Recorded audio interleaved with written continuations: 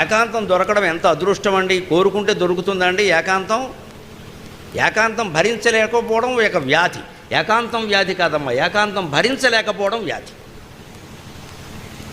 ఏమిటో ఒంటరితనంతో బాధపడుతున్నాం. ఒంటరితనంతో సుఖపడాలి, బాధపడటం ఏంటి అంటే మన మనస్సుకి ఎప్పుడు ఏం కావాలంటే 10 మంది కూర్చుని డమడమా పొగుడుకుంటూ తిట్టుకుంటూ ఈ ఇద్దరిని తప్ప మిగిలిన ప్రపంచం అంతా తిట్టుకుంటారు. అందులో ఇద్దరు వెళ్ళిపోయి ఇంకోటి వస్తే మళ్ళీ వాడిని కలిపి వీడిని తిడతాడు, వెళ్ళిపోయిన వాడిని. సరిగ్గా మనం చేసేస్తున్న భాగవతం ఇది. దీనికి ఎందుకంటే కాలక్షేపం ఎక్కడ? ఎవరూ లేరు, తోచడం లేదు. ఎవరూ లేకపోవడమే గొప్ప విషయం అమ్మా. ఎందుకు తోచలేదు?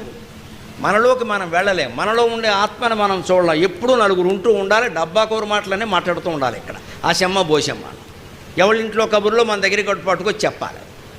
మరి మన ఇంట్లో కబుర్లు వాళ్ళు చెప్పుకుంటే మనకు మంట, మరి వాళ్ళ కబుర్లు మనం చెప్పుకున్నా వాళ్ళకేమంటాయి కదా.